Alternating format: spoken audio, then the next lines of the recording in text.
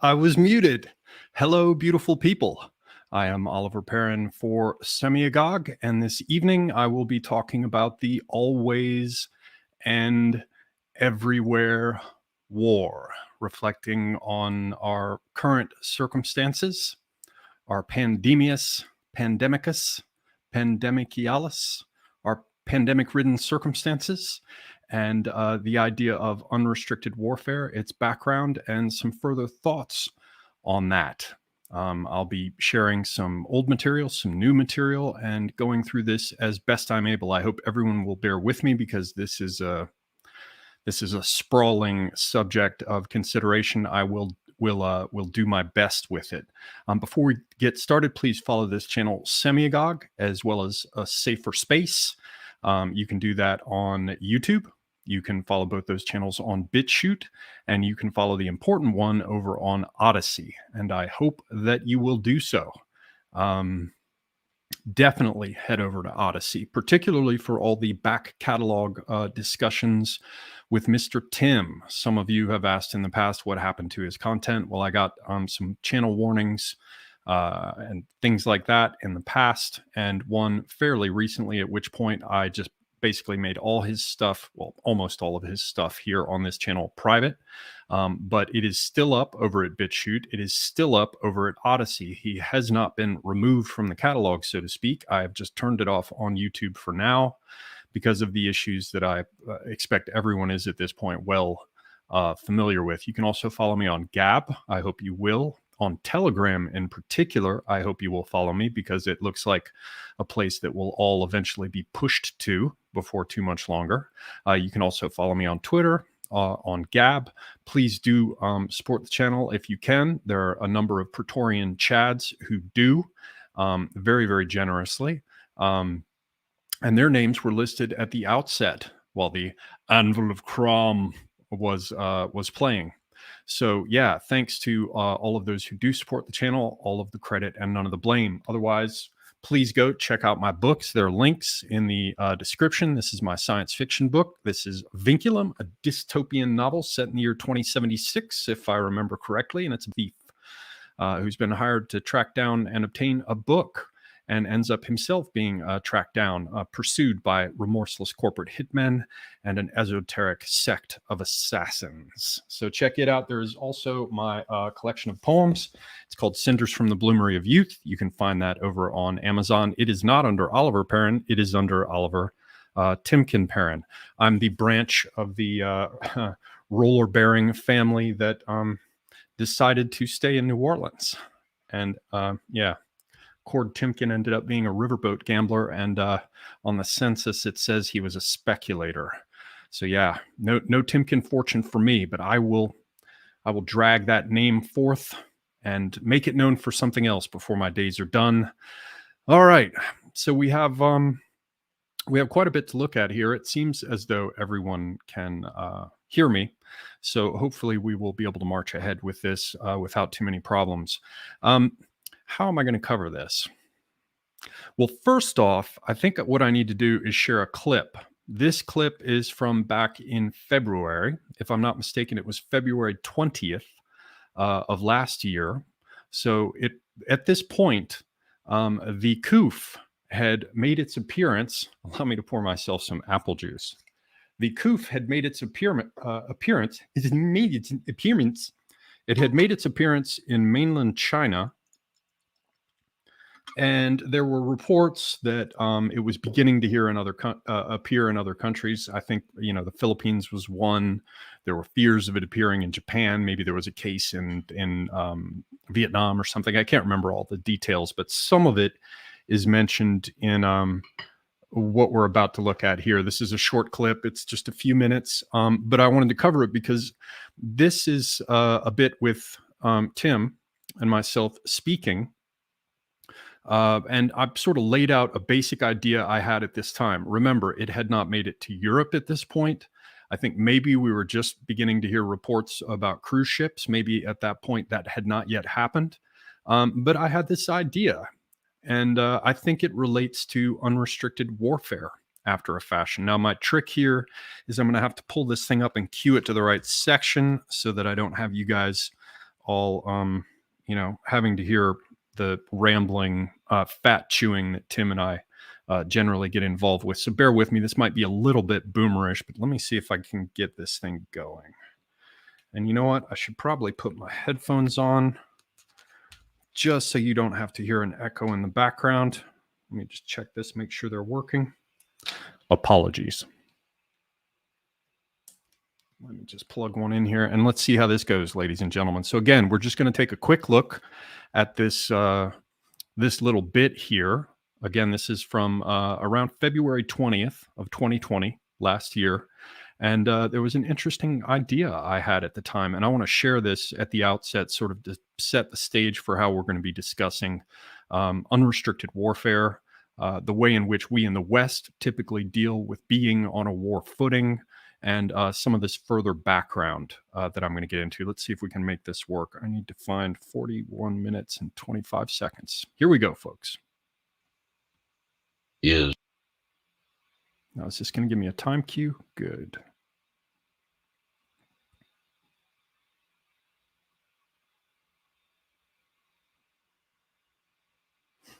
Standing there in some respect.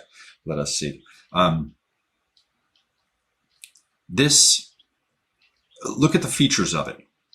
Mm-hmm. It would have to have started, so we were told, based on what we've heard, sometime in, second half of November. First cases, a tiny handful appear in this region in the beginning of December.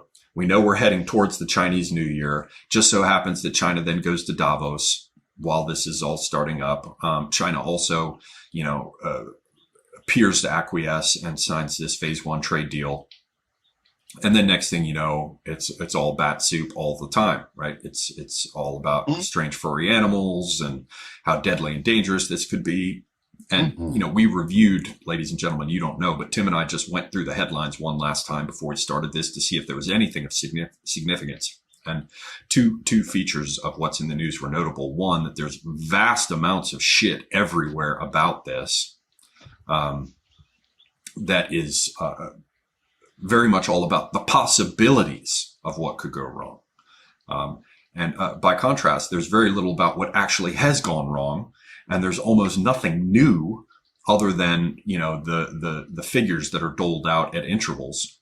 From the Chinese government, putatively reflecting what impact this has had.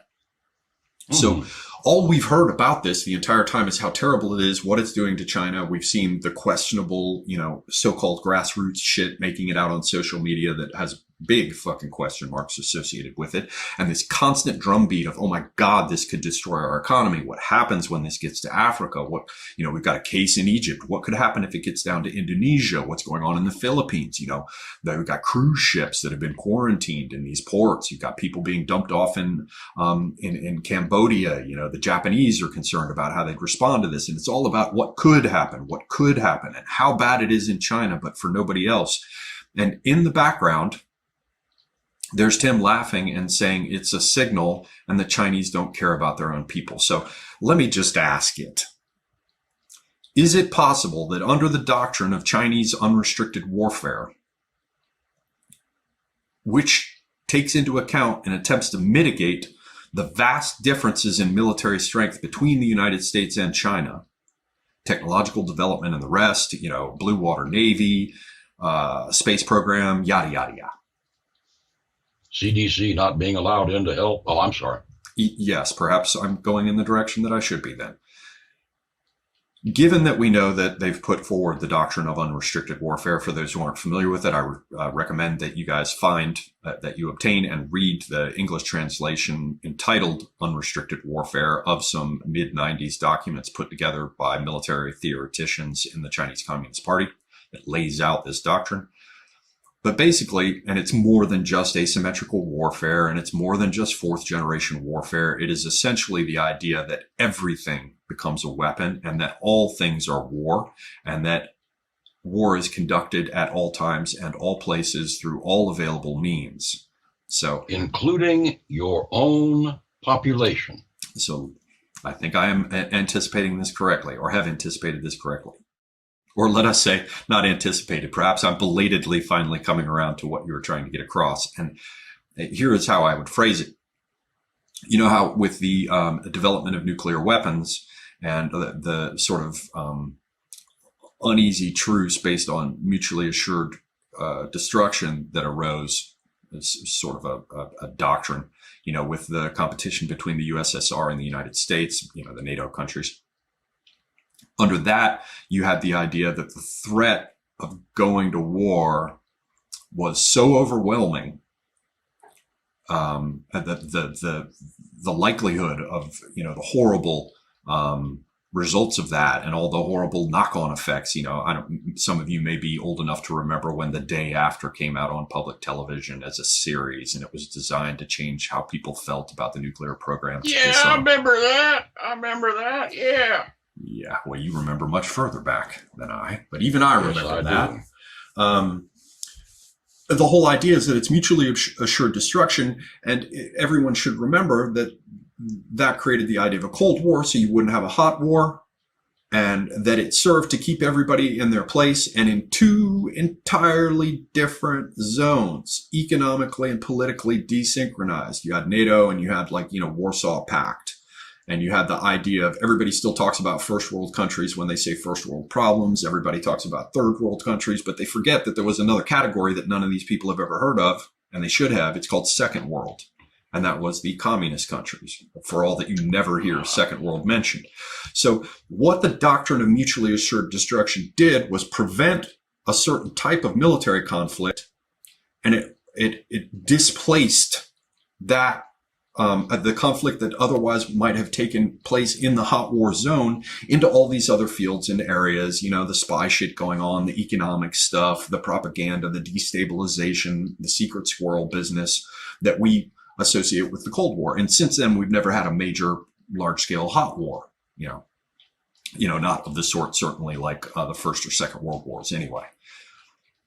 So there was mutually assured destruction, and it served as the four walls, floor, and ceiling that kept our interactions within a certain framework, and at the same time reinforced the congealing of these two worlds into their own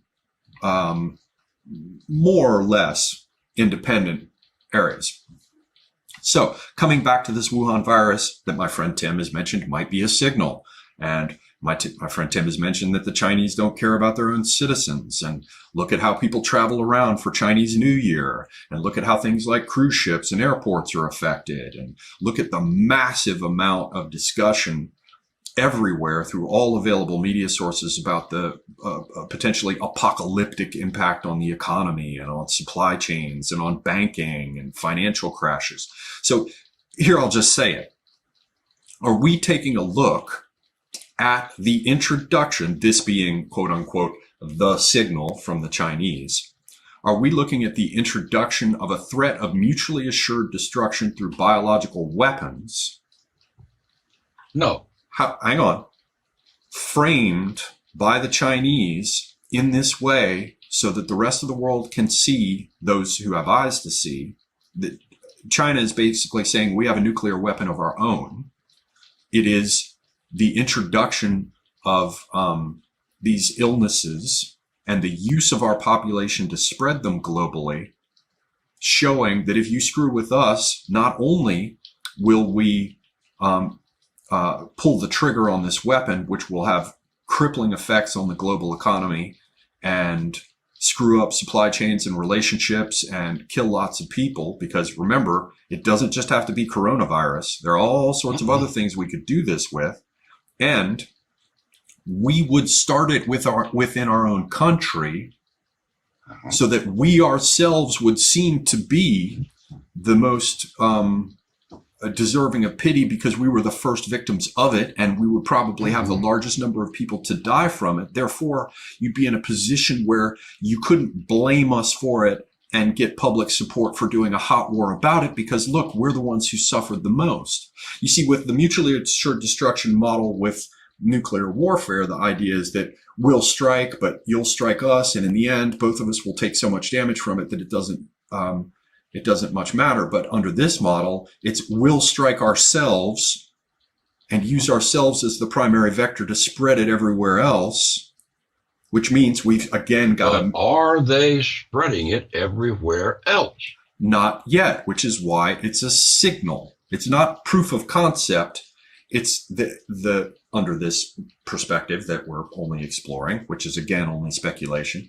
This is the official announcement of the fact that this Getting is my now tin hat on, right? right. Mm-hmm. This would be, under this model, the official announcement of this fact on the part of the Chinese. And again, these are not mutually exclusive things. It could also be to have an internal power struggle with the communists. It could be to punish Hubei. But it also says to the West, we are introducing another model of mutually assured destruction to warn you not to fuck with us past a certain point.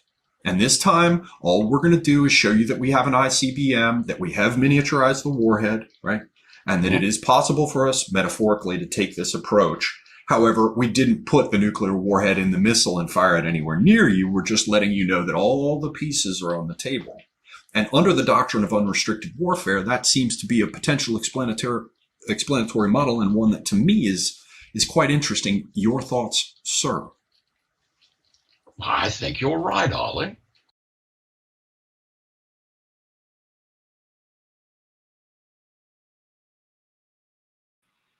All right, so hopefully I'm audible now. I'm trying to get myself straightened out with all these damn things I have to open up in front of me. Now, I wanted to share that with everyone. Obviously, there's some things about it that have not been proven to be accurate. You know, obviously this thing did spread around. Obviously that there are parties other than the Chinese who, at a minimum, can be said to be exploiting this for you know, the to make the most out of it in any number of ways that we have all seen, from making staggering amounts of money to having a pretext to introduce all sorts of changes to society that we don't have to get too deep into now on YouTube. One thing that really stands out as being the part of this that, you know, was the least solid is the idea, of course, that it's only China. So again, there are any number of people who have come in and, you know, sort of made hay while the sun is shining. And we don't have to get into here how these different pieces might articulate together. I certainly don't think that this is only a Chinese thing, but likewise, I do think that China is a part of it. And here's where it gets a bit rough. I've mentioned this in the past. You know, there are a lot of people who like to talk about globo homo and, you know, the one world order and, you know, owning nothing and being happy. And many of these people are nationalists, and they complain about this new framework that is being imposed upon us. And yet they still think in nationalist terms. And I myself do this at times as well. So, you know, this isn't me trying to crap all over people. It's just, you know, it's something I suffer from myself. But we have to bear in mind that you can at times talk about nations and what they're doing. But at this point, there are both multinational groupings that cooperate. An obvious example of that would be like China, Iran, North Korea, that sort of thing, right? Cuba. But there are also transnational things that you can't even conceive of as multinational because they literally go beyond the nation state itself. And so in that respect, I think there's an easier way to look at some of the groups that are making hay while the sun shines in this respect. But I wanted to bring it up because in some ways, I think I was right about some very, very interesting things. And I was right about it before any of this had even made it to Europe or the United States. You know, February 20th back then is rather early. And I take a lot of flack for, you know, for example, being incorrect, as Tim and I were, about what would happen with Trump. I'd like to go ahead and take a little bit of credit for things that I think were perspicacious observations, if you will. So that's some background on this. Another thing I sort of want to throw in there is the idea that I touched on there about how the Cold War arrangement basically served as a world order. What you had is the idea of this massive global frozen conflict with the sort of first world and second world at loggerheads. and the idea of the third world as being up for grabs. And so, you have communists going into Cuba and Angola. You have the idea of trying to turn other countries into first world countries through nation building and support and all this sort of thing. But it's the total picture that we should look at that's interesting, because an entire ecosystem was able to grow up and around these two parties being at loggerheads in this frozen conflict that only broke out in hot fights here and there. That's one type of what the Chinese would later come to call unrestricted warfare. It seems as though it's frozen insofar as there are only hot conflicts in certain places and at certain times, but the reality is that the warfare simply moved to another level. You could have people looking at Darwinism in one world and Lysenkoism in another world. And in each of those realms, certain things were underway, and the arrangement of the powers within the world at that time permitted things to proceed in a certain fashion. The rise of China occurred in this period, after we stepped in and basically prevented the Kuomintang from getting rid of the communists to ensure that they would stay there. And they've been given a free hand for quite some time to remake the nation there, the Chinese nation, or the country called China, with all the varied territories within it, I should say more accurately. So it wasn't that the conflict was strictly frozen. It was in terms of kinetic warfare for the most part, but the unrestricted warfare moved to all these other domains. So I guess this is another point to, and I brought that up because I want to compare it to what our current circumstances with our global pandemic crisis has permitted. It's frozen any number of things, and it's allowed the unrestricted warfare to take place in other domains. Now, I'm going to talk a little bit about unrestricted warfare and its background as well, but the most important thing I need to mention at this point is that the Chinese didn't invent it. They identified a reality. And so when I talk about things like, in terms of unrestricted warfare, that predate the publication of those documents in China sometime in the 90s, I believe, for this latest version, as we'll see, this goes back to the Tao and Sun Tzu's Art of War. But I just want to explain that so people don't come in and go, unrestricted warfare was only written at this point, so how can you say the unrestricted warfare moved to these other domains during the Cold War? Again, this is something that was identified explicitly by the Chinese, not something that was created by them as a doctrine in this general sense. So that's some background. I think at this point I have like three pieces I need to talk about. And the whole time before this clip, I was like, well, which one should I talk about first? I would have written you a shorter note, but I didn't have time. You guys know the drill. So I think at this point, what I do need to do is talk about this idea of unrestricted warfare and where it comes from. I corresponded very, very briefly with Morgoth, who had shown an interest in unrestricted warfare. I know Charlemagne's been looking at it quite a bit too. Obviously, go check out Charlemagne's channel, subscribe. Definitely check out Morgoth if you don't know him. Everybody does. He's got a bigger channel, certainly, than I do. But this came up, and so I was talking about briefly with those guys, the kind of background that you should put into place to properly contextualize what's going on with this unrestricted warfare. So there are three books. You'd think that you would start with this one, Unrestricted Warfare. Now, this is a partial translation of the texts available. It's not all of it. Not all of the original Chinese stuff is in this one. You can find it online too, or at least you could sometime back, and you can pick it up for free online. I like to have the actual book that I don't need to plug in. So I picked up a copy, but we're not really going to talk about this much. I mean, we may take a peek at it in just a moment because it really doesn't matter. The first thing that matters, or the two things that matter most, and we'll get to the first thing, is a book called The Tao. And there are many translations of this. I've got 5 or 6 of them myself. This is the only one that matters. And this is the one that everyone should obtain. There's a digital version that I shared with some friends that was typed out very sloppily by another friend of mine. And it pisses me off because they're spelling errors in it, and I'm an autist. But this is the Macintosh translation of the Tao. So you can see it here, a rendering into English verse of the Tao Te Ching by Lao Tzu, and it's by Charles H. Macintosh.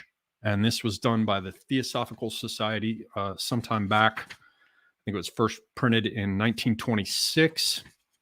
And the brilliant thing about this book, I'll just read you this translation of it, is how concise it is. And indeed, they point this out at the beginning. I mean, look at the size of this thing. This is it. And you will see just enormous books that are attempts to translate this that have to do with the Chinese writing system and the ambiguous and multivalent nature of its graphs or characters. We don't have to get into all that. The point is that in the original, it's quite concise, though because of the multivalence, it can be turned in certain ways so that different facets are revealed. But the reason that I recommend this one so highly, I'll just read to you quickly from the forward here. Conciseness is the keynote to this work. The ancient original manuscript contained only 5,000 characters, which have been incredibly expanded in translation into English. Some expansion is, of course, essential, since an ideograph, they still called them ideographs at this time, that term for the Chinese characters has fallen out of favor, but anyway, since an ideograph is an idea and not simply one word, but an idea dissolved in too many words is weakened thereby, like a drug dissolved in too much water. And so the task of this translation has been to retain the rhythmical motif, which is so often apparent in the original, without sacrificing the crystalline conciseness of its epigrammatic style. There are approximately 6,500 English words in this version. The original manuscript was not divided into sections or chapters by its author, nor does it lend itself to such divisions, since the flow of thought frequently changes its course with considerable abruptness. In this version, it has been deemed best, in accord with the purpose of presenting the original atmosphere of the ancient work, to eliminate all subsequent editorial additions in the form of arbitrary divisions and chapter headings, and to present the work as one unbroken whole, even as it came from the hand of the original author. And the guy who did this, Macintosh, did just a brilliant job. But I'll read just a few little samples from this in just a moment. Now we get to the second part, which is the, sorry, bumping my microphone, which is the art of war. Now, unfortunately, I had an earlier edition of this. Morgoth just picked one up that's an illustrated edition that looks great. He got it cheap, was crowing about it a little bit, looked very nice. I just had to buy another one because somebody walked off with one of mine. But what you want is the Art of War translation by Samuel B. Griffith, who was a U.S. officer and a teacher, I believe, at one of our war colleges, probably West Point. I don't know. So that's Samuel B. Griffith. You should be able to see there. That's the version you want. The Art of War is a bit more recent than the Tao, and I've never heard this written anywhere, but Tim just mentioned this to me once, and it was entirely for free, like so much of what he shares, but considerable work and thought had to go into the realization that he just handed me like something he had just plucked off a tree. This is the core text, and this is more deeply rooted in Chinese culture even than Confucianism. It is like the secret guidebook for the sort of deepest sense of mysticism, purpose, and sort of, or Kona would call it a biospirit, or the place of the Chinese people in nature and their way of viewing things. It's the Tao. So you think about this as kind of like, you know, when you go to college and you'd get like your book on algebra, and then you'd get a workbook. Think about this as the core text, and think about this as the application, the workbook. So what I'm telling you explicitly is that it is impossible to properly understand the art of war and what it is without understanding, or at least having some familiarity with, the Tao, which just translates as the way. Dei Jing or whatever just means that it's one of the classics of Chinese literature. The title is simply The Way, which is why it opens with passages like You see, I have most of this memorized, but I can just prompt myself because sometimes I get the first 3 verses out of order. The way to which mankind may hold is not the eternal way. Eternal truths cannot be told in what men write or say. The name that may be named by man is not the eternal name that was before the world began or human language came. Really, the verse of this is so unassuming and direct and concise. It's absolutely a masterpiece. But anyway, to understand the art of war, which is the weaponized application of the way, Tao, you must have read the Tao. Again, I recommend the Macintosh translation. Theosophical Publishing House. Good luck getting it. I bought myself a couple of them because I gave one away to a good old friend of mine. I now have 2. And you can still find it. Recently, I was able to get it for under $20 online in this little hardback version. But you have to understand this in order to understand the art of war. So let's take a look at just a few quick things. I'm not going to stay on this forever. But those who wish to understand this, and we all should be familiar with this. This basically talks about the way things go, how it works. So to continue from where I was before, the way to which mankind may hold and the name that may be named by man, it says, in that the nameable took root, the tree of fire and force, which having blossomed and borne fruit, returns then to its source. Who warms his body at that fire sees nothing but its smoke, but he who puts aside desire the flame's self may invoke. These 2 things are the same in source, but different in name. Who solves this mystery has recourse to that from whence he came. So it goes on much in this respect, or in this fashion. Tim even pointed out years ago when I first read this, I was 19, and he handed a copy to me, asked me to read it sitting right there. So I had to finish it before talking about it further. In describing the way, there are a number of things laid out, which, well, let me just put it as simply as possible. They can be inverted. And so in weaponizing the Tao, it's as simple as inverting it, perverting it, interrupting it, and distorting it. So you shouldn't understand this text as one that says, well, now this is how you defeat your enemy. That's not how it works. The application in that respect comes from Sun Tzu's Art of War. But we see all sorts of hints here that if we're reading it with the right eyes, we can apply in a weaponized fashion. So one of them, beauty delighting in display becomes sheer ugliness. And so it is that goodness may seem greater, but be less. Can you see the extent to which this has been weaponized around us? I mean, just look at the idea of television, where certain behavior patterns are shown as being successful, except in real life they're not.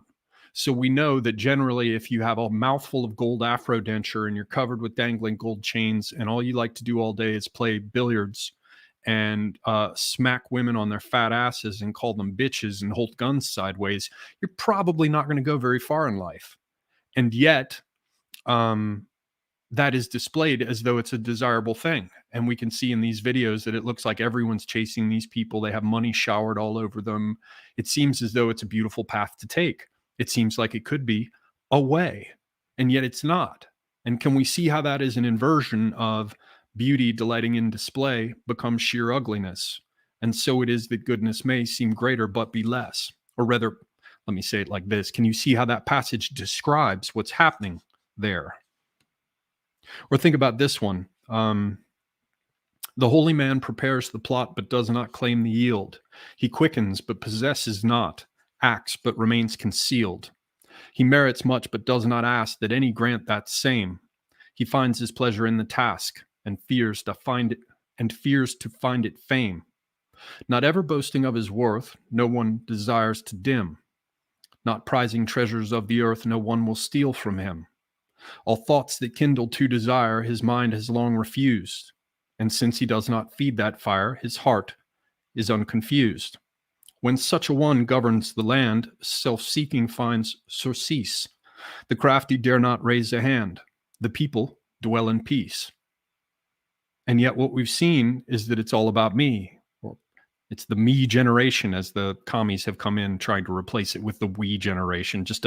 Basically, they just take selfishness and make it abstract and apply it to an identity category as a further tool of manipulation. But they talk about don't boast about your own worth, don't kindle your thoughts to desire.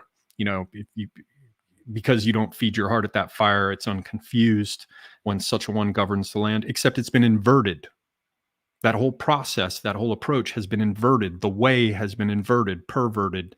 It has been broken, misdirected. And so that's an example of the inversion.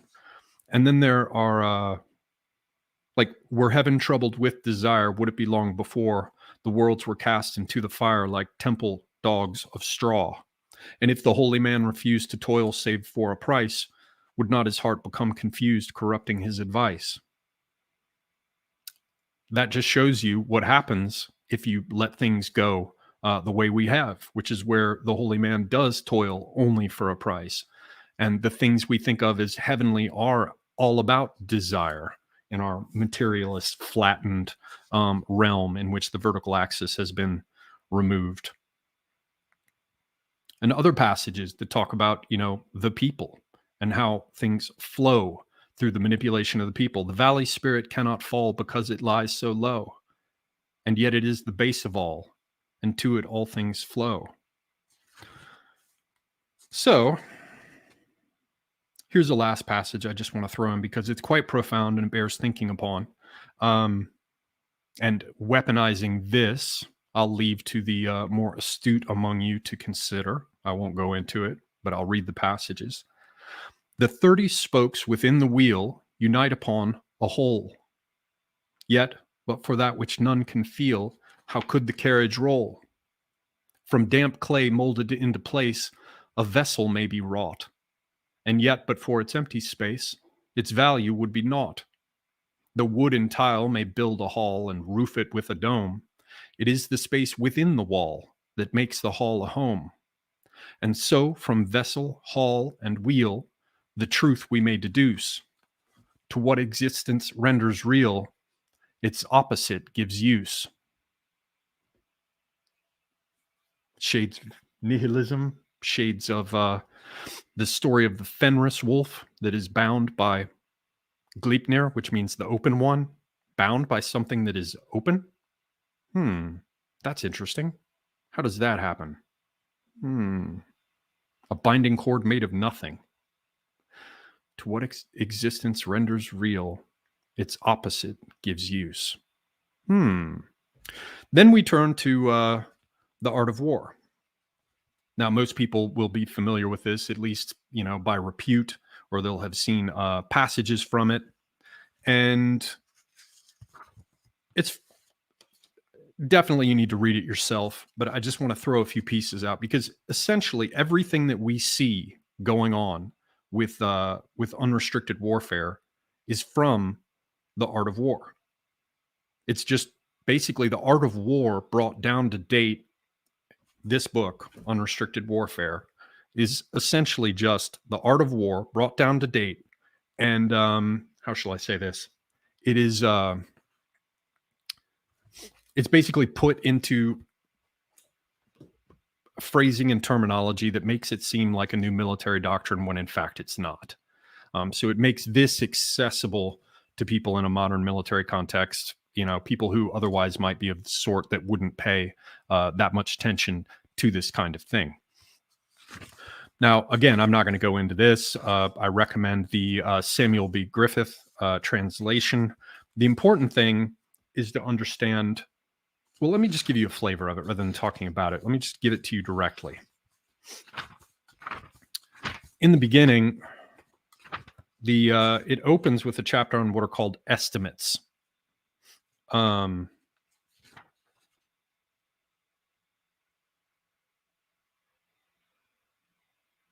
Yeah, it relates a few stories at the opening. I believe this is where we find the story about where the concubines are supposed to drill like soldiers and they giggle and laugh until one of them gets their fucking head cut off, and then they drill and march perfectly.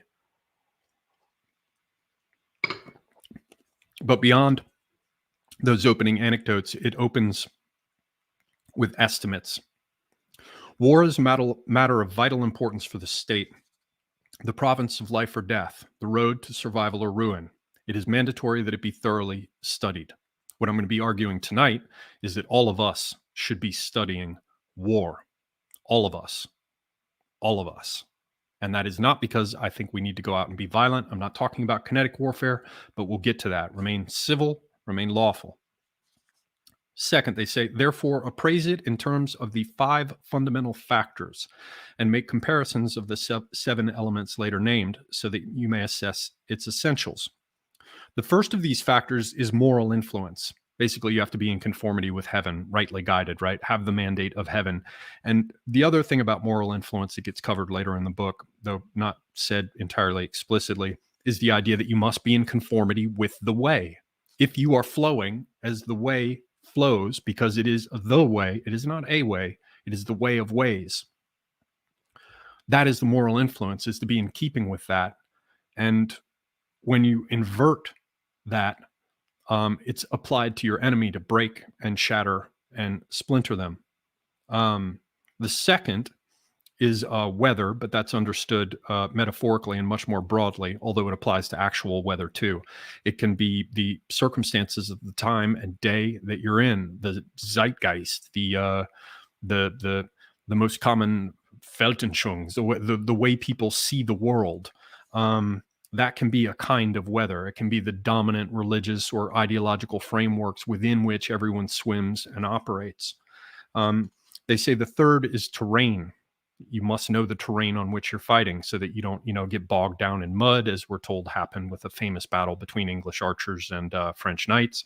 Or when Tamerlane was fighting Bayezid, he made Bayezid II, Yildirim Bayezid, Lightning Bayezid, who's actually not all that bad, but Tamerlane was just a badass and worked him. So he had Bayezid II wandering his ass across half of Anatolia, and then and it even made him abandon his position on the high ground. And when Bayezid finally came back around, he found out that that Tamerlane had put his troops in the position that Bayezid had originally been in, held the high ground, and had access to the water, and smashed him. The fourth is command, that is the qualities of the general, and the fifth is doctrine. So, and there's quite a bit more in here. A famous last chapter on the importance of spies and intelligence services, quite a bit in here. But I want to lay out some of the aspects of, I believe this is doctrine here. But at any rate, it's here in the opening. These are just some of the points because I want to give you a flavor of the art of war, so that when you take a look at unrestricted warfare, you'll be like, that makes perfect sense. They just brought the art of war down to date. And the art of war is simply, as I said, the Tao, or the workbook for the practical application of the Tao. So here are a few points. Famous, all warfare is based on deception. Therefore, when capable, feign incapacity. When active, feign inactivity. When near, make it appear that you are far away. When far away, that you are near. Offer the enemy a bait to lure him. Feign disorder and strike him. When he concentrates, prepare against him. Where he is strong, avoid him. Anger his general and confuse him. Pretend inferiority and encourage his arrogance. Keep him under strain and wear him down. When he is united, divide him. Attack where he is unprepared. Sally out where he does not expect you. And then he closes with, there's lots of commentary on this that's included in the book. I'm skipping the commentary and just going to the core passages, which are, as with the Tao, quite concise. And he observes, these are the strategist's keys to victory. It is not possible to discuss them beforehand. So there are details on, waging war that also inform the book, Unrestricted Warfare. So they'll, victory is the main object in war. If this is long delayed, weapons are blunted and morale depressed. When troops attack cities, their strength will be exhausted. When the army engages in protracted campaigns, the resources of the state will not suffice. When your weapons are dulled and ardor damped, Your strength exhausted and treasure spent, neighboring rulers will take advantage of your distress to act. And even though you have wise counselors, none will be able to lay good plans for the future. Thus, while we have heard of blundering swiftness in war, we have not yet seen a clever operation that was prolonged. Now, of course, there are exceptions to this depending upon how hot it is, how much energy. It's like the difference between using your main strength trying to climb a rock wall or sprint at your fastest possible speed to reach somewhere, as opposed to walking along comfortably with a shady hat and a water bottle.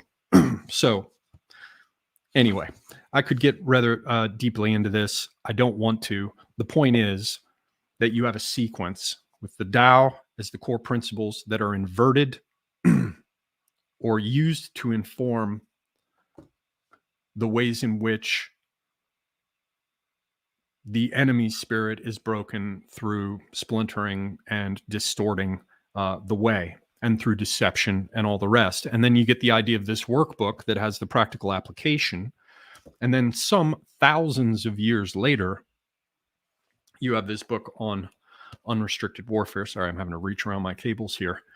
And this is simply the ideas brought down to date. Now in here, just let you take a look at or read to you some of their thoughts. We've got a part 1, which is on new warfare. Chapter 1, the weapons revolution, which invariably comes first.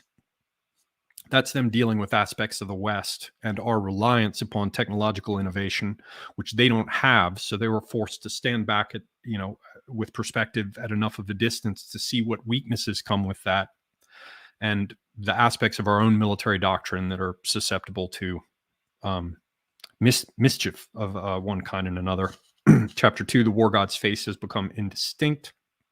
Chapter 3, a classic that deviates from the classics. I wonder what sort of classics they might have been hinting at, in addition to whatever ones they may have explicitly named. And chapter 4, what do Americans gain by touching the elephant? So you can see that's even from the titles of these chapters, you can see that it's quite Chinese. Part 2, a discussion of new methods of operation. They have chapter 5, new methodology of war games. Chapter 6, seeking rules of victory. The force moves away from the point of the enemy's attack. Never meet them directly. Aspects of this that certainly echo Fabianism. Chapter 7, 10,000 methods combined as one. Combinations that transcend boundaries. The first thing you have to understand is in Chinese tradition, 10,000 is their way of saying that's the highest number imaginable. So it's like infinite, or it means the maximum number possible. So when they talk about 10,000 methods combined as one, combinations that transcend boundaries, last chapter, by the way, is 8 essential principles, but let's end with chapter 7 here. 10,000 things combined as one.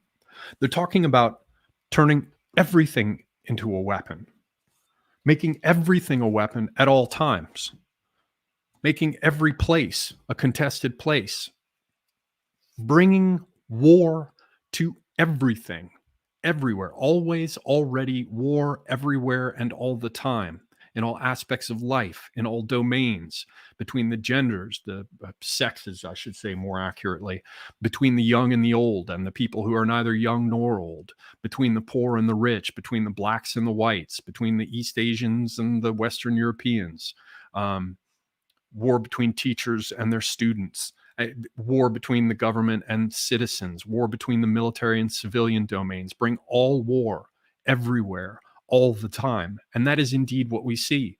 Disney is a centerpiece of warfare. Everything you watch from Disney is waging war upon you. Everything that everyone says is the waging of war. How our vehicles are designed, like the recent ones I saw where people were quite rightly complaining that they no longer had window switches over on the elbow rests on the door of the driver's side.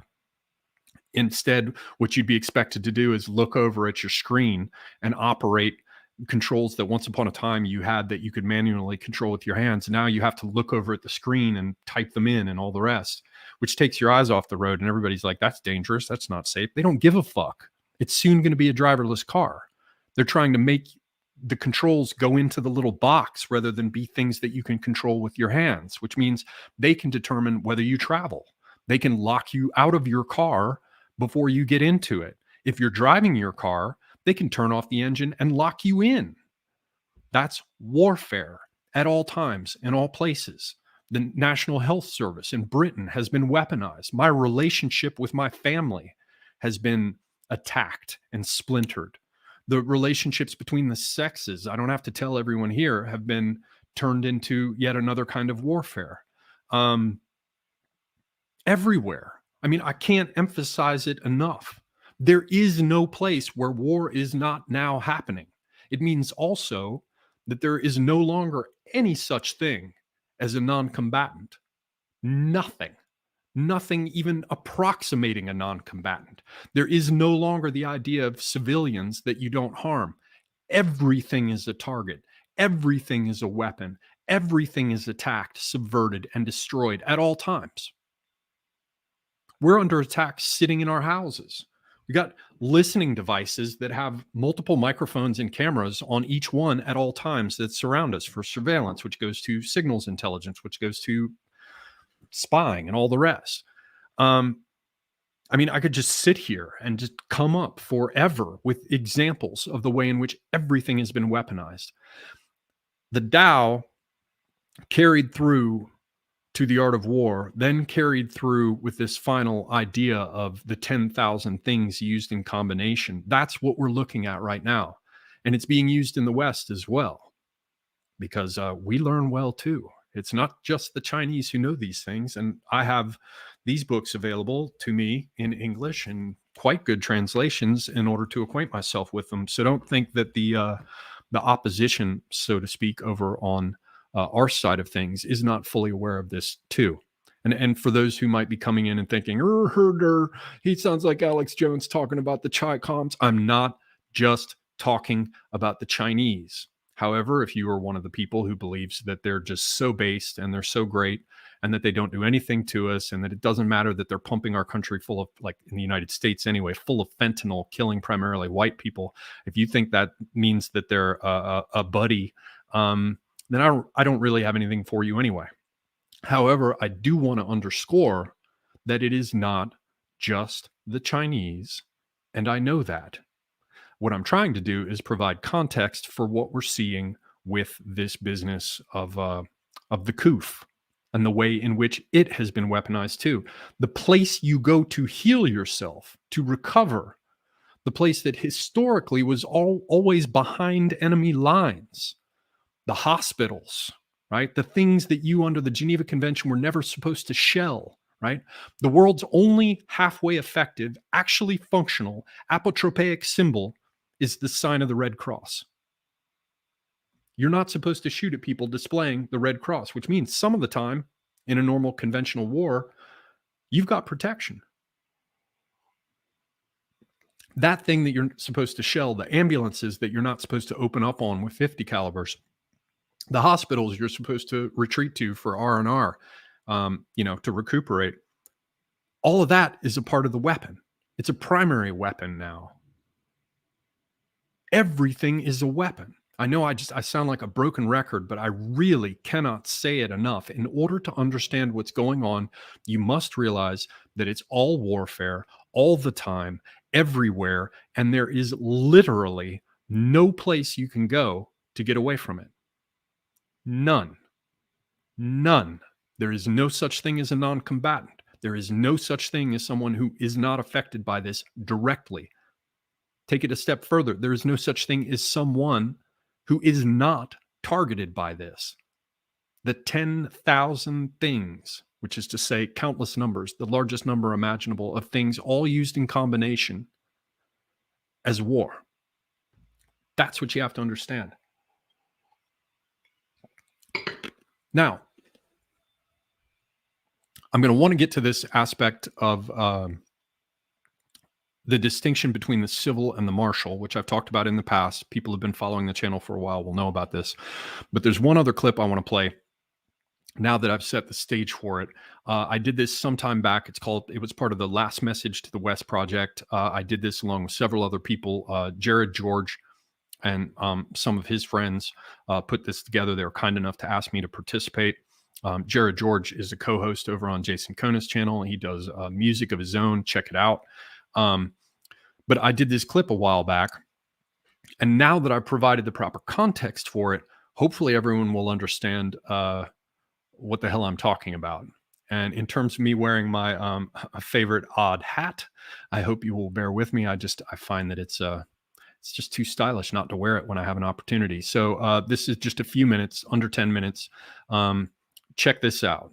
This will add further context for us, and hopefully you can hear this. Hello, beautiful people. I am Oliver Perrin for Semiagog, and I'm here to tell you that we are at war. Right now, at this moment. Many of you might think you know what I'm talking about. Sadly, all but a few of you are wrong. Because to understand the war I'm talking about, we all need to think in new ways. We need to open our eyes and minds to an entirely different definition of warfare. Think of it as warfare without borders. Think of it as unrestricted warfare. And the dimension of it that should concern us, that does concern us, is anything and everything but the violent aspect of the war.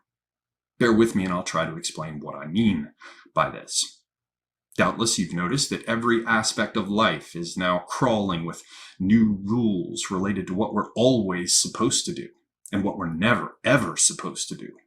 This signals the introduction of pressure, the imposition of force upon each of us individually and upon each of our respective nations. Total war is upon us. Listen to the heads that talk. Listen to the words that issue from the orifices. Gaze upon the blazing screens. See the sneers. Hear the obscenely backhanded, sneaky doublespeak. Recognize what you see before you. The cleaving and splintering of all of our institutions, addiction to paralyzing critical self-evaluation raised to the level of a masochistic fetish. We are all learning there's a point at which our endless cultural vivisection can't help but become an autopsy. We're encouraged to doubt ourselves. We're encouraged not to have children. We're told that the world is literally about to end. I mean, we're literally being told that the world is about to end. Children are being told this too, subverting and crippling entire generational cohorts within our nations. And children are being mobilized to shame us, as well as the always fashionable armies of beggars. But the opponents especially like to go after borders. They seek to erase all borders, and when borders go, order goes, along with hierarchy, property, and territory, qualities recognized to some extent by most animal life on Earth. But they think we're different, that we can be engineered into something without borders, without distinctions, without excellence. Look at the borders that have already disappeared. The border between man and woman, the border between non-sexual child and sexual adult, the border between genders, between singular and plural, him and her, they and them, between just and unjust, between right and wrong. But for our purposes, we're going to look more closely at the border between war and peace, and why we have to realize that it too has disappeared. In our Western cultures, we've long separated the domain of war from the domain of peace. In peacetime, we privilege the individual. We enjoy the protection of civil law. The emphasis is upon personal rights. In wartime, we're concerned with the collective. When faced with emergency circumstances, we establish martial law, at which point we all agree there's no more room for special snowflakes. Everyone wears a uniform.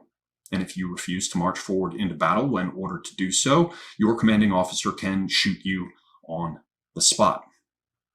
Now, we did this for a reason.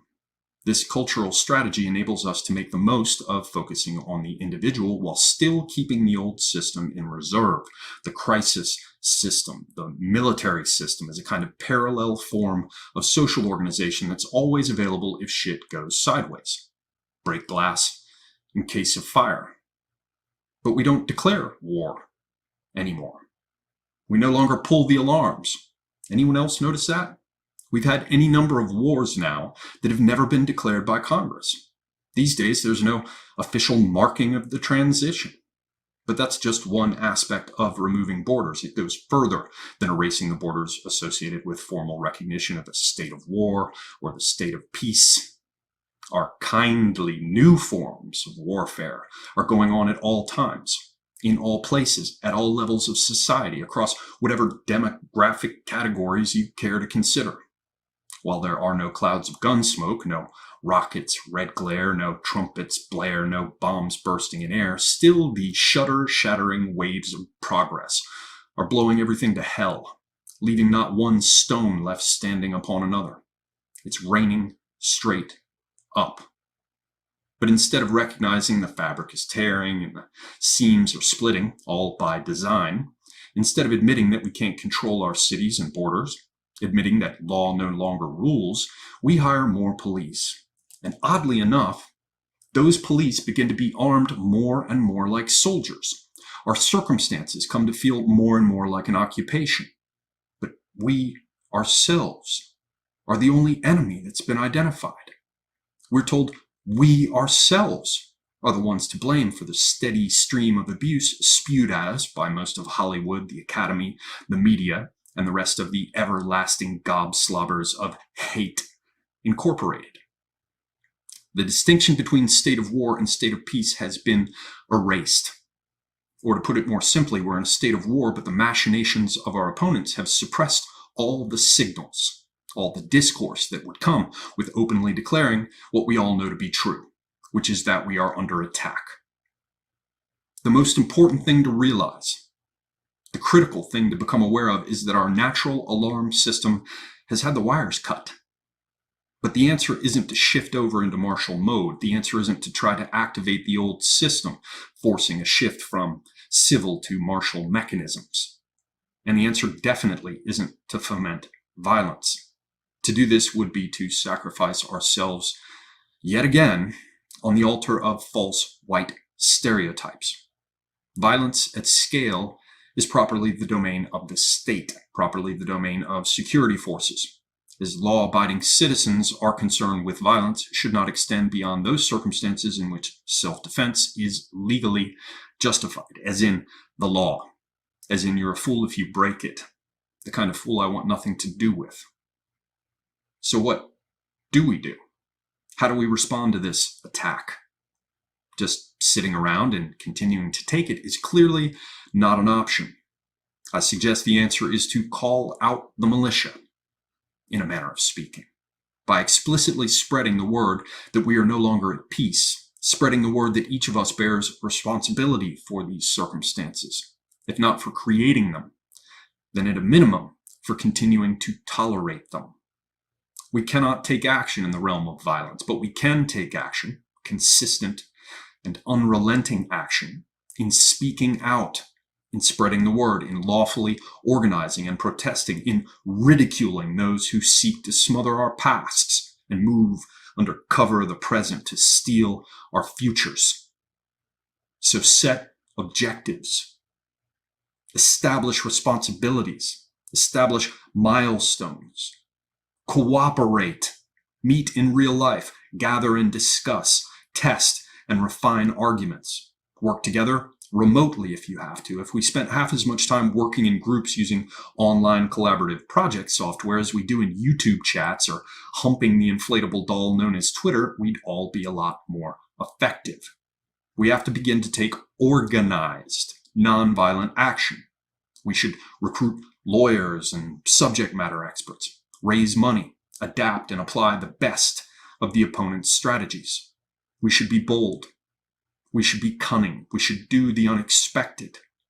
And we should always obey the law. We no longer enjoy the luxury of making war and then going home and returning to normal. Where is home, by the way? We are now at war at all times and in all places. It never turns off. It never goes away. The assaults continue always and everywhere, from our schools and hospitals to our banks and courthouses. We would be wise to fight for ourselves in everything we do. We would be wise to mobilize as a kind of global militia, wielding weaponized free speech and unbridled audacity, cooperating where and when it suits each of us and our respective national interests, because the goal is to win.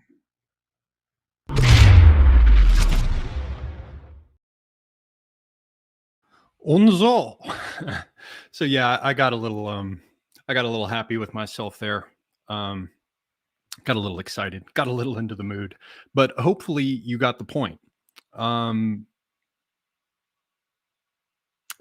I want to expand upon this a bit because we've covered the idea of unrestricted warfare. I think I explained where I was coming from. Well, how do I put this? When I just talked about how we're under attack at all times and in all places in that clip, you just had a long-winded, you just suffered through a long-winded exposition of why I feel that is so and how I feel it is happening. And, as I described before, the background for that strategy, because all that's up in here is quite a bit more than propaganda missions or propaganda applied strategically or tactically. It's quite a bit more than disinformation or economic warfare. It's the idea of the 10,000 things all used in combination at all times and in all places. But there are two things that I want to cover. One is the civil and military divide, which some of you will have heard about before. And then I want to talk about this idea of the militia that I brought up here, because this should all go somewhere. The first idea is the distinction between the civil and the martial. And again, people have heard me talk about this before. Hopefully you'll bear with me talking about it one more time here, because a lot of people don't understand this. Very often when I talk to people who are, if you talk to some of the ethno-nationalists, or you talk to or the people who, for whatever reason, clutch National Socialism to their bosom and the rest. I am not a National Socialist. You will hear them very often talking about how we have to lock it down, that we have got to move away from this liberal system directly to an illiberal system. And whenever I hear about that, or hear things like that, I think to myself, do people really not get it? Do they not understand how this whole thing was put together in the first place? And bear with me, because I can explain this. I'm not going to just brag on National Socialists or give a bunch of hell to ethno-nationalists. That's certainly not my goal, and I will not do it. But I do want to point out what we're really dealing with here, because it relates directly to the idea of the all warfare, all the time combination of 10,000 things, unrestricted warfare. Remember, unrestricted doesn't mean you can do anything you want. It literally means that it's everywhere always. It's always already everywhere. Always already. I often use that little phrase from Derrida, who, in many respects I can't recommend, but it's a very important phrase. It's always already weaponized. It's always already warfare. And to understand why and how that affects us so strongly, why it is so effective, so useful against us, we have to understand our own cultural background, how we approach this, because we have the idea of non-combatants.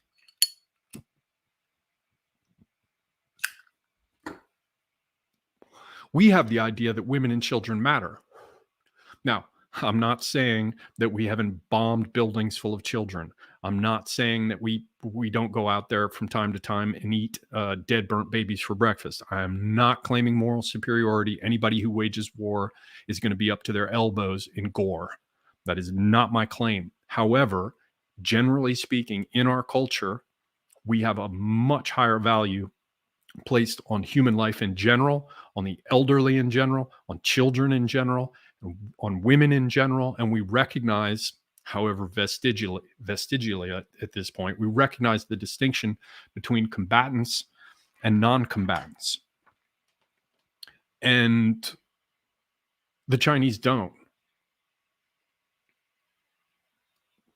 Now, I'm not saying that Chinese people don't love their families, or that they don't have respect for their elders. I'm saying that culturally, there's a very, very big difference between us and them. I remember I was out in California working as a consultant with a particular client, and one of the guys that I was talking to This was like vitamins and what they like to call nutraceuticals and all that kind of crap. And so I was out in LA, and it was an LA kind of scene.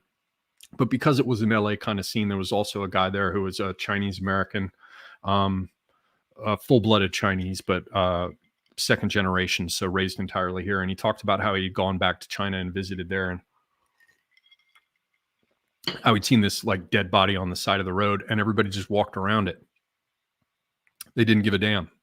I'm not saying all Chinese are evil or anything of the sort. I'm talking about a cultural difference. And when you have that many people, and you've only recently had areas of your country come out of sort of like basic Iron Age agricultural production methods, then clearly there's not going to be a real premium placed on human life. And that is something of a background for why the Chinese don't care so much about the idea of non-combatants or the elderly or the children or women. And I'm not saying again that they don't at all. I'm underscoring a distinction. In the West, we have this idea. Like, I mean, to be honest with you, the real reason that the South lost the war between the states was that they were stupid enough to fire on Fort Sumter, thereby becoming the belligerents, thereby being the first ones to fire shots. Stupid. Another reason for it is when he had an opportunity to sack Washington, D.C., Lee opted not to because it was full of civilians. Well, who ended up settling all that other than the guy who introduced total war, or the Western understanding of it? It was Sherman, who just came in and burned everything. Like it or not, consider it dishonorable or not, it shut everything down. It ended it.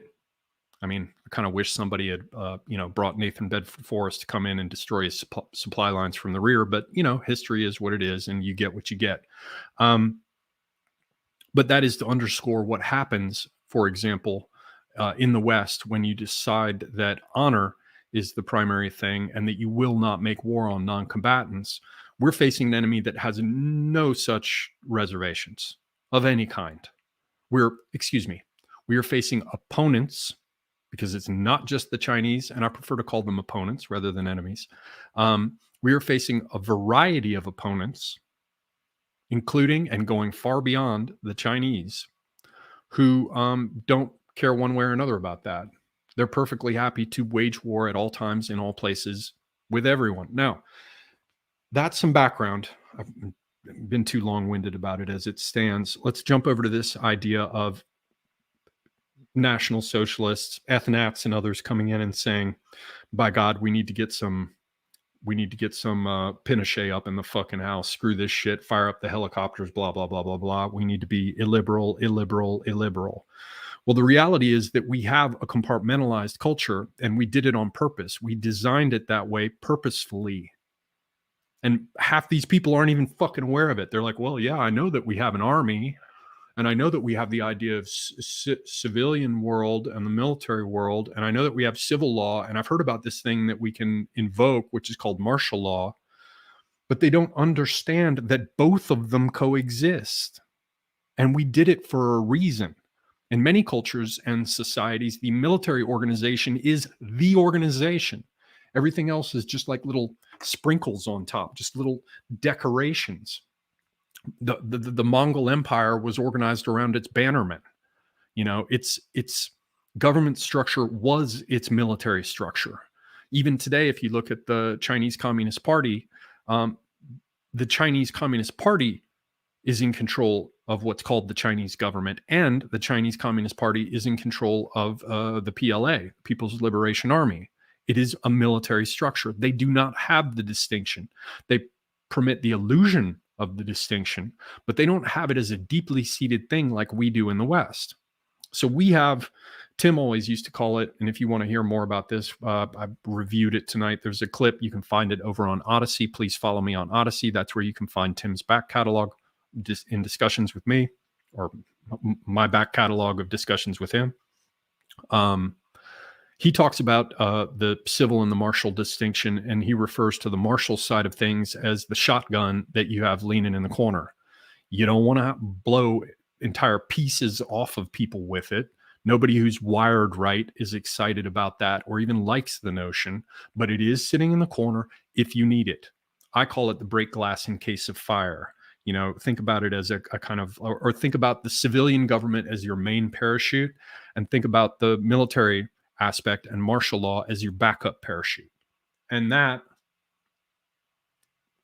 is what we have as a tradition in the West.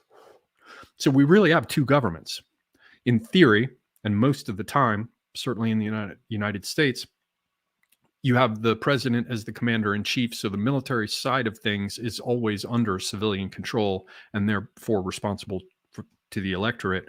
But the reality is that they're two entirely different systems. In one of them, it's all about English common law and the rights of man and habeas corpus. And, you're not the boss of me, right to a speedy trial, blah, blah, blah, blah, blah. And the other one, it's the military arrangement where everything's an absolute hierarchy.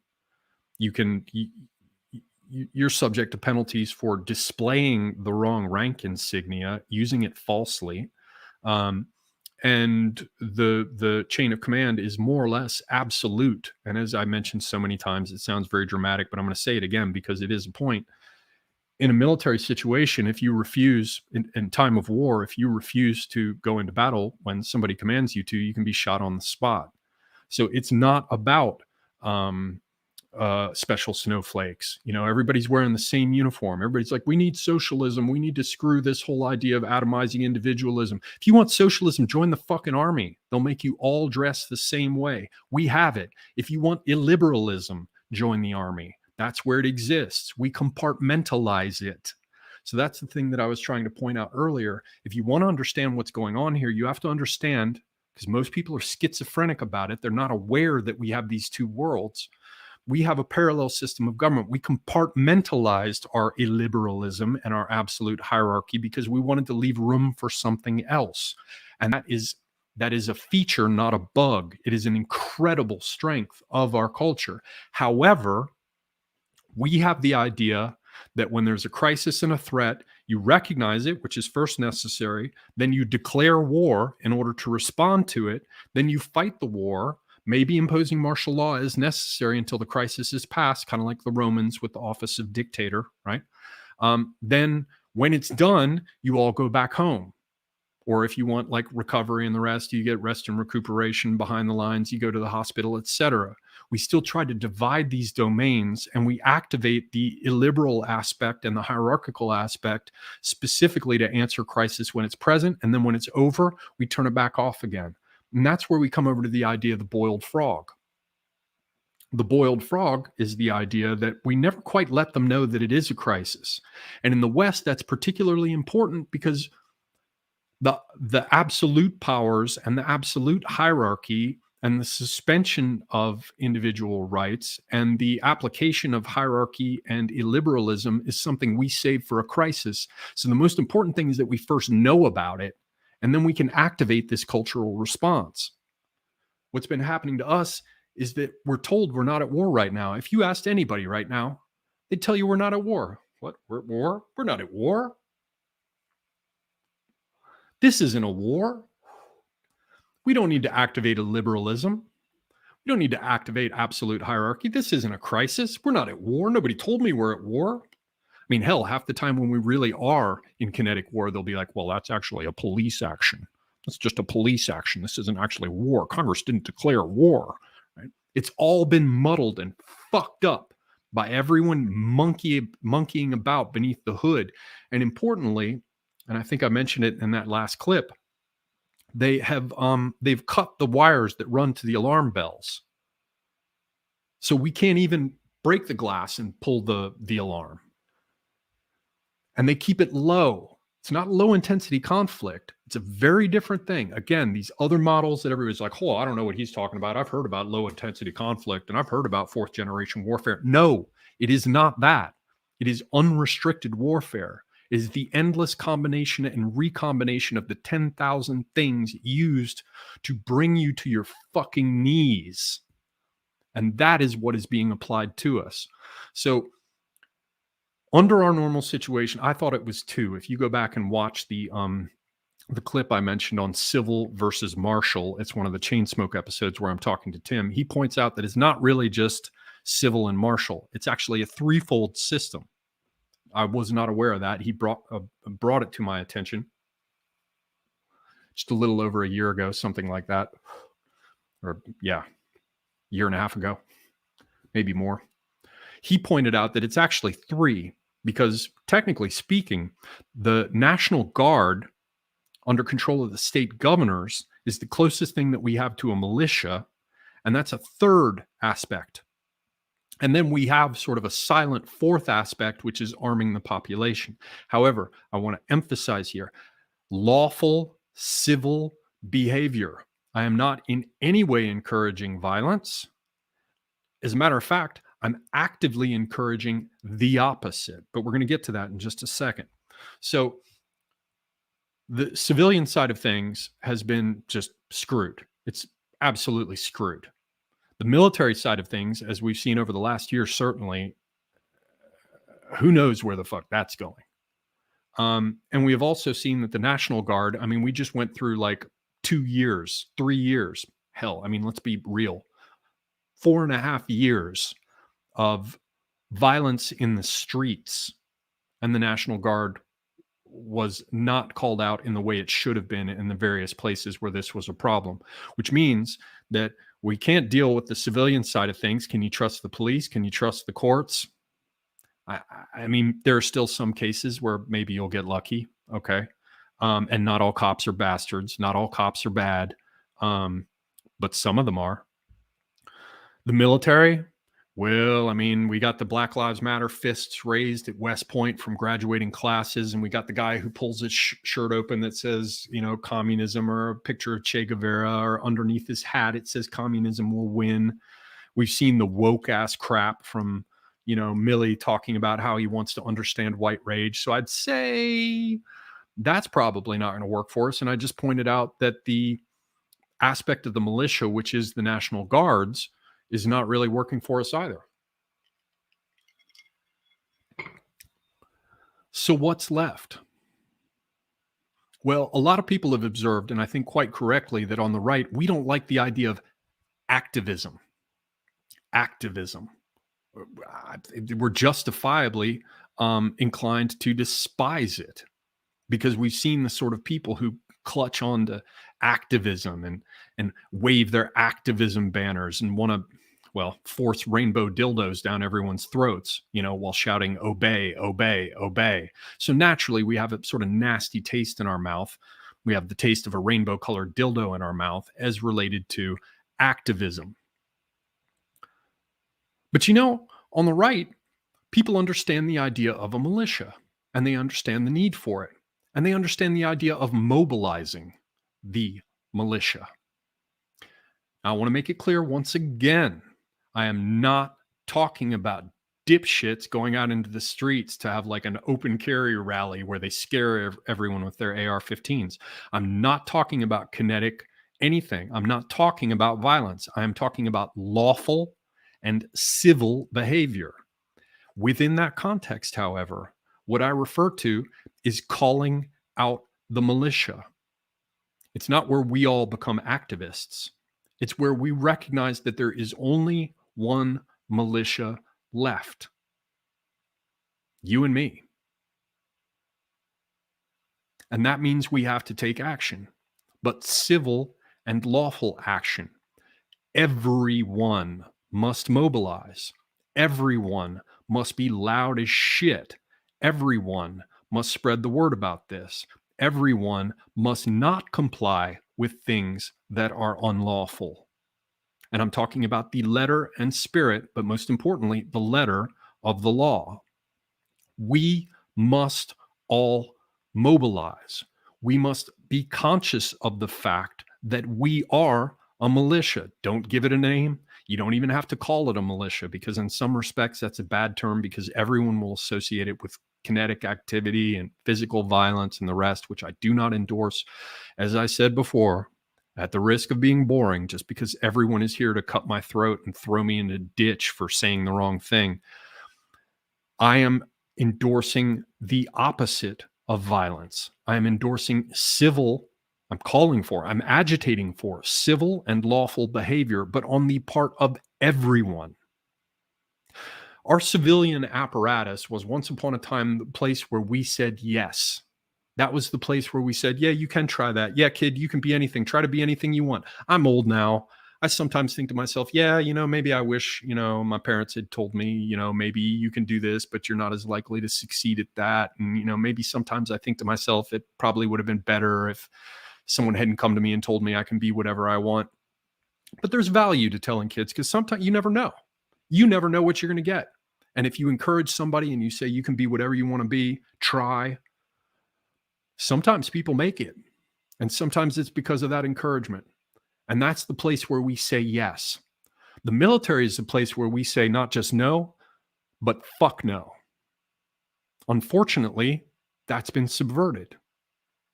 And our backup to that, which is sort of the National Guards and the rest, which gives us the state level opportunity to push back. I mean, as recently as, the 1960s, we had the National Guards deployed in order to keep us from being able to lawfully exercise our options under this democratic republic. Anyway, these things have fallen through. The place where we say yes in culture has been subverted. So now it's a pathological yes at all times. Please, please, please fuck me in the ass. Please fuck me in the ass. And then I'll turn around and say thank you for it because that's what I've been trained to do.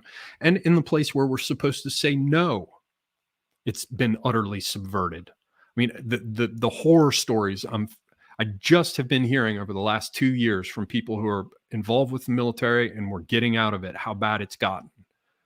That's screwed too, in large part. It's all screwed. Civilian side of things, military side of things, and the more organized militia that is recognized in the form of the National Guard. So what does that leave for us? That leaves us mobilizing civilly and lawfully as a militia, every single one of us, conscious of what we are doing. The time has come to say no, civilly and lawfully. So these are a number of things I wanted to set out there before all of you, starting with this idea of what's going on with the COOF and the way it's been weaponized, and then the broader context for that in terms of the idea of unrestricted warfare. I do want to emphasize again that point I made early on about how the two sides, the Warsaw Pact and NATO, the First World and the Second World, how they were frozen in this conflict, which seemed frozen and was in a kinetic sense, but opened up the field for all this other manipulation to take place. The war continued. The unrestricted warfare continued. The Chinese didn't invent this. The guy who wrote down the Tao, Lao Tzu, didn't fucking invent it.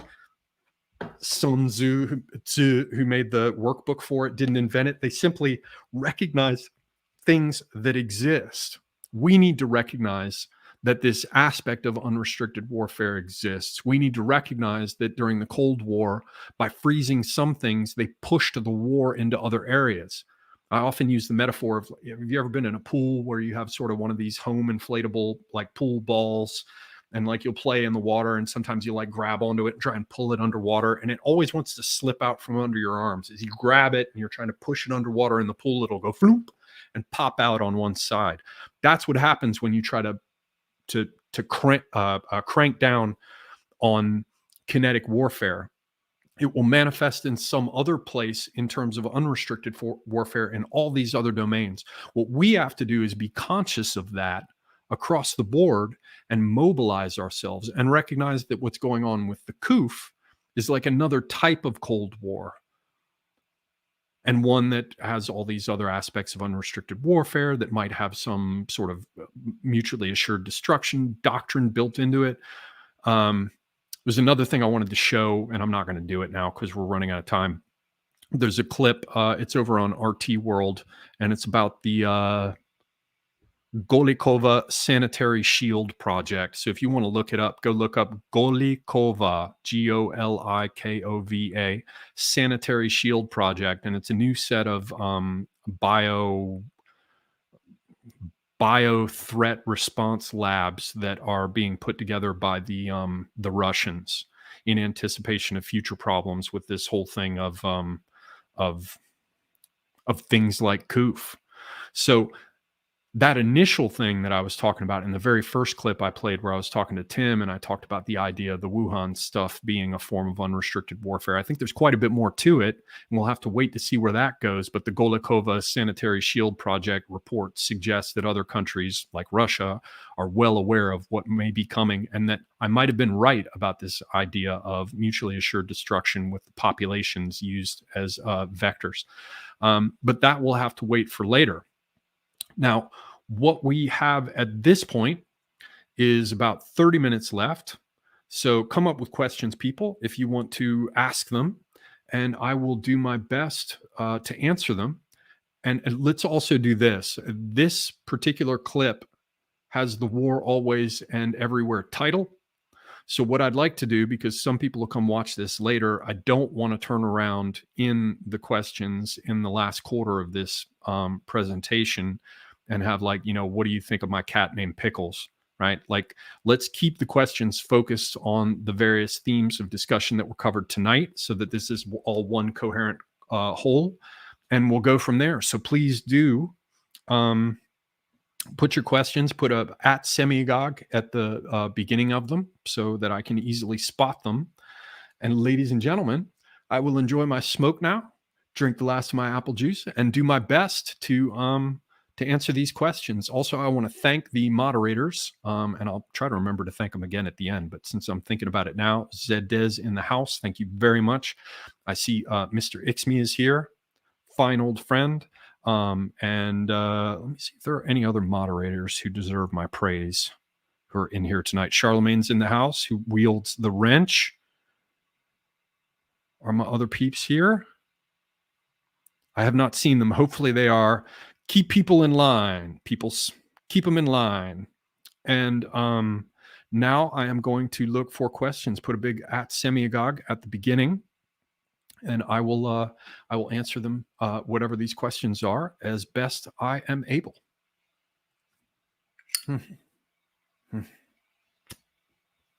Oh, sorry. Homage to D.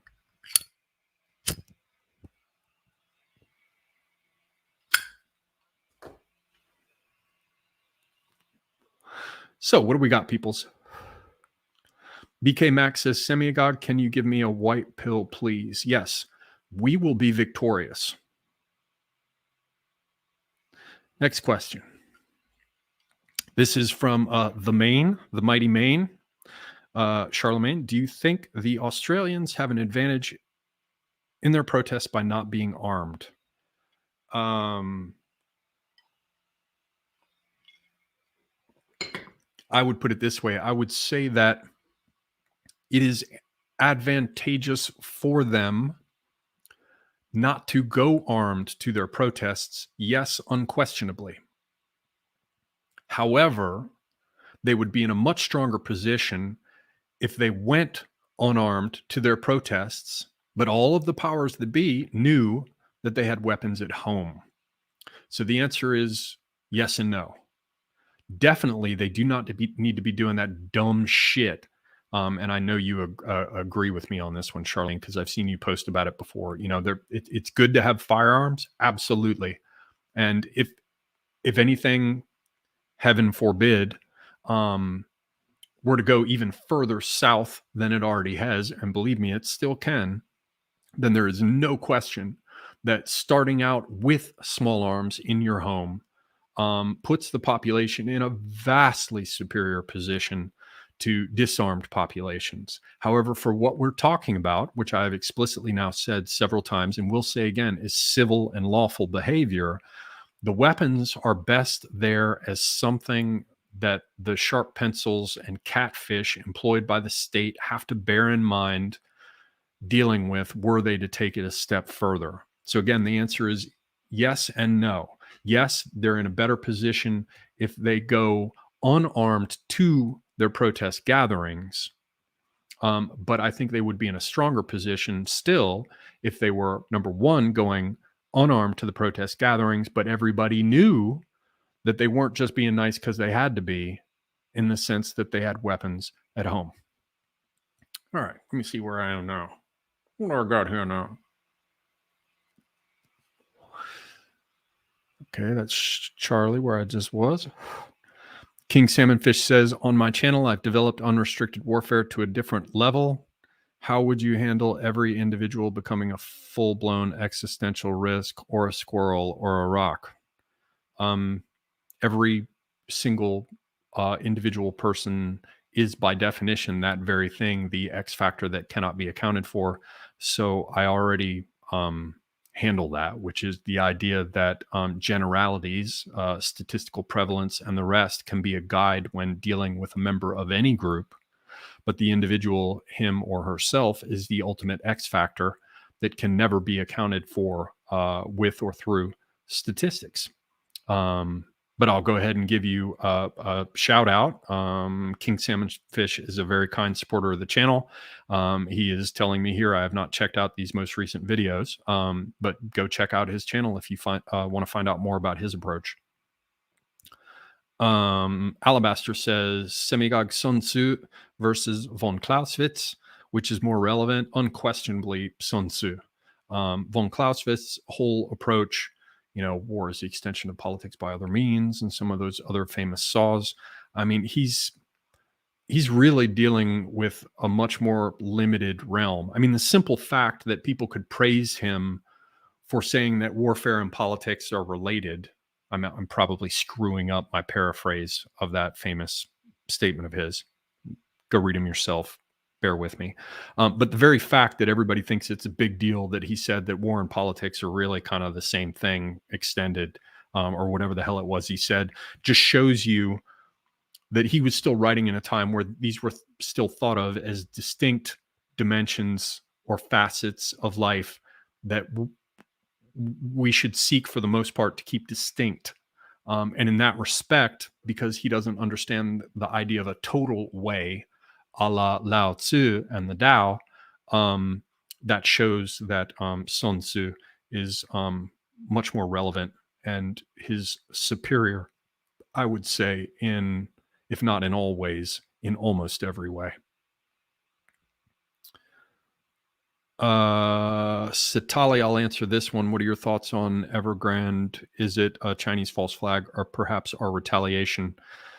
Only because this is another dimension of unrestricted warfare. I'll just answer very briefly. No, I think that they're likely going to crash unless Biden comes in and decides to help them by lifting trade restrictions, and even that might not be enough. I don't think it's our retaliation. I think that they are simply reaping what they have sown, and they are more limited now because some of Trump's sanctions still remain, and so they cannot quite play the remora game, the suckerfish parasite game that they have played with us in the past. They're still doing it, and to a large extent, and much of it is still being encouraged. But in certain critical ways, they've had their the surface of their little leech bodies removed from ours, not completely by any stretch. But no, I think our retaliation in some sense may now be, or in future be, a part of everything that's going on. But I think in large part, it's simply they're reaping what they have sown. They've been attempting to raise themselves up by their bootstraps in ways that are impressive, and have been successful in a number of respects, but to such a large extent, they're a paper tiger that it just, what goes around comes around. So we'll see, but it's going to affect us. Oh, John Ski says, speaking of warfare, 7.62 by 54. That's not for warfare, John Ski, as you know well, sir. That is about range time. I will get in touch with you. 7.62 by 54 our range time. Yes, I will get in touch with you, sir. I have not forgotten about it, and I certainly did not change my mind. Juanadosa says Semigog. And by the way, hello, Mr. Johnsky, another moderator to whom a shout out goes. Juanadosa says, Semigog, what do you think about the Haitians and the southern border? That is off our topic, friend. And so I am going to skip it. No offense, but as I said, I want to keep this focused on what we've been dealing with thus far. GSP asking about Australia. Again, it's outside our topic. So let me see if I can think of a way to construe it as within our topic. Australia is just in terms of public response to the tyrannical shit that they're trying to impose and are successfully imposing upon us, not just trying. Some country is going to have to be the first to push back. So Australia is really interesting only for two reasons. One, because I don't want to see anyone else fall and succumb to this. And number two, because somebody is eventually going to have to be first in saying no. So, maybe now that's not a knife. That's a knife. Maybe those people will be the first ones to say not just no, but fuck no. And it would make me very, very happy indeed. He just smiled and gave me a Vegemite sandwich. Yeah. All right. 99 Iron Duke in the house. Hello, sir. He says the rules and regulations imposed on civilians because of the COOF are actually far worse in nations like Australia and the UK than they were in World War I and World War II, with far less justification. Yeah, that's the nature of give them an inch and they'll take a mile. Now, I don't know at this point whether or not I'd say they're far worse. I mean, we're not dealing with the Blitz, and we don't have ration books, and we can still get sugar, and we don't have a full draft. I think in some way, ultimately, if you wait it all out, it's more degrading. What we're going through now is more humiliating, degrading, unnecessary, and demeaning. But I'm not quite sure that on an absolute scale, the privations that we're currently dealing with are overshadow the ones that, for example, the Brits were dealing with in World War II. I don't know. I'd be willing to hear the argument. I just think, having bombs fall in your city that's real shit. So I don't know. I'd keep an open mind about it, but I'm not sure.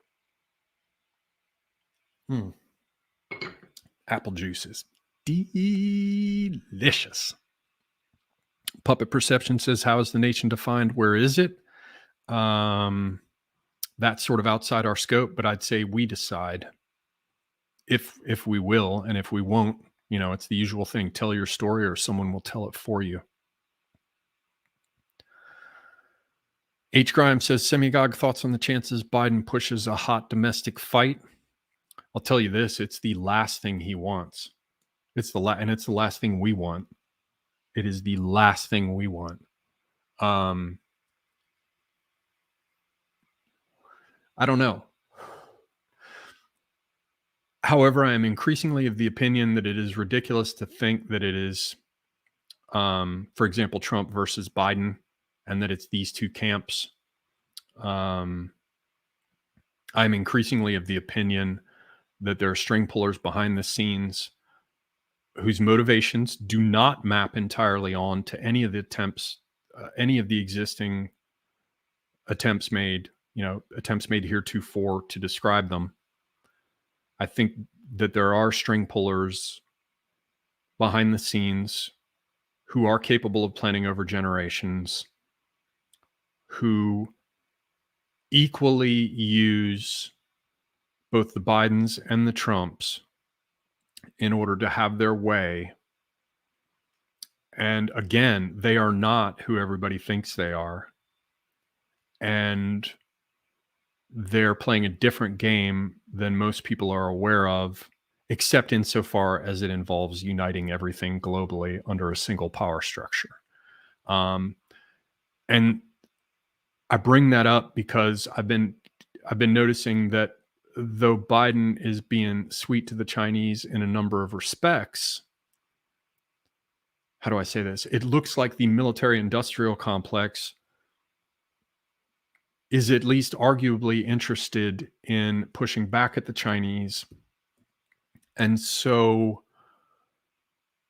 I guess what I'm saying is that Biden is a puppet too, and not just the puppet of the kind of people that everybody imagines. I'm increasingly of the opinion that everyone, including me, has not properly seen the long-term game here because we're too close to it. And therefore, I think we're probably going to see that Biden will not push a hot domestic fight. I've seen him, doing things like talking about how he's losing patience and saying businesses over this size or whatever are going to have to get the vaccine. Increasingly, all of that seems to me, at least in the United States, like something designed to make everyone think it's a fait accompli and get the vaccine, when it's really not, because there's still the courts aspect, and they may well come down on this saying, no, you can't force it. I don't think Biden has, despite the fact that he is going way out of line in a number of respects, I don't think he has as much power as everyone thinks. And I'm not sure where all of this is being led. And so I tend to think that Biden will not push a hot domestic fight, and that it's the last thing he wants. It's probably the last thing his handlers want. And from my perspective, it's the last thing we want.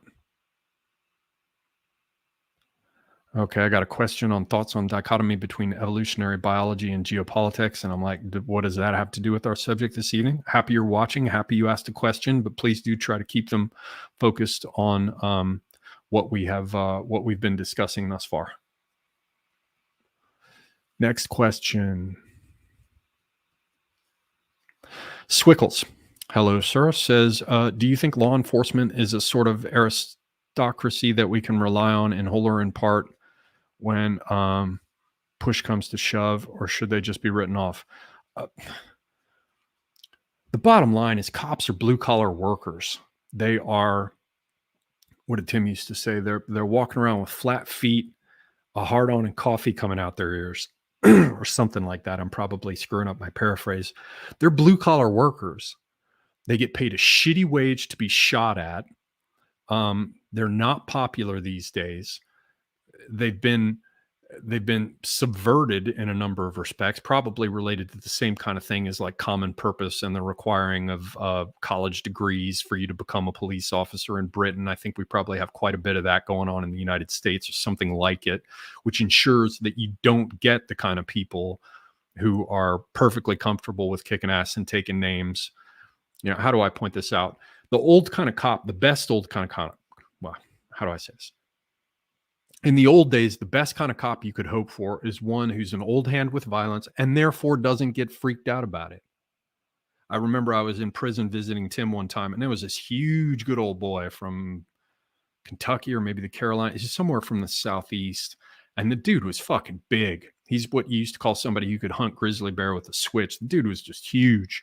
I mean, and you just looked at the back of his hands. He had like muscle across the back of his hands and just huge paws, man. This is the nicest guy I ever talked to. I was like, after he split, because he had been there talking for his, visitation period. He was talking to somebody and they just came and sat down at our table too. So we all started talking. And when he split, I was asking Tim, I was like, man, that dude is just the nicest guy I ever talked to, man. He's like, yeah, because he's big enough. He doesn't have to worry about it. And I guess that's what I'm getting at. There used to be a kind of police officer who wouldn't, something might happen, bang, bang, bang, freak out. They wouldn't do that because they're comfortable with the violence. They're like, it's not my first fucking rodeo.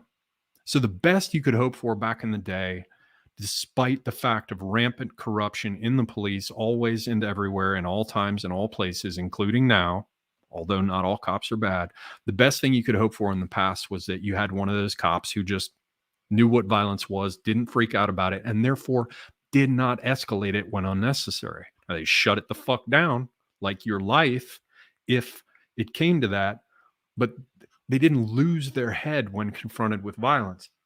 What we have now with all these college students who are police is a bunch of people who are fucking terrified, and they should be.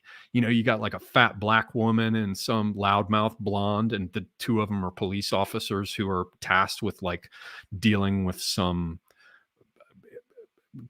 geeked out fucking a dude tweaking, who's like weighs as much as the two of them put together. That's a recipe for disaster. And you have an incompetent sort of police force at that point. So in the old days, the best you could hope for is that they were somebody who like knew their job and knew how to do it and could keep, for the most part, a clear head. These days, you just have terrified bitches. Not all of them, but there are quite a number of them, especially in like blue state big cities. And you're just like, what the fuck? So from that perspective, I don't see how you would call them an aristocracy you could rely upon.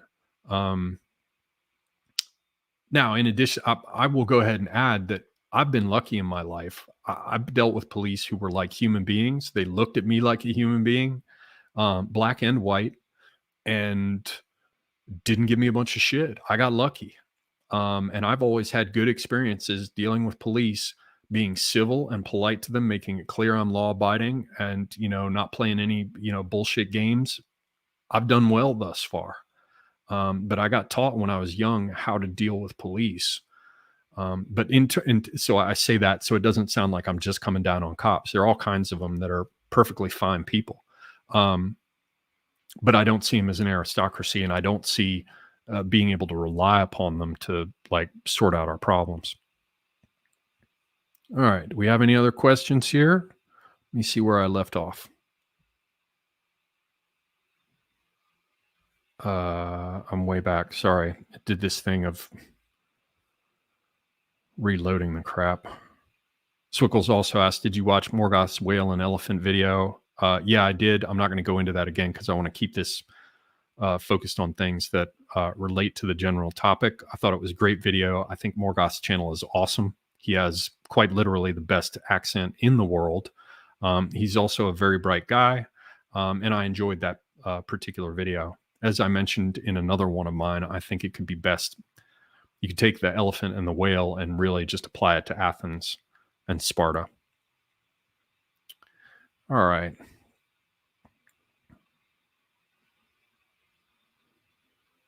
Alabaster's asking about Fenrir and the rest of that. I'll have to get me on that on one of the regular AMAs because I want to keep this focused again on the subject so that people who come to watch it because of the title slate will want to watch to the end because they know that what they came for is going to continue all the way to the end.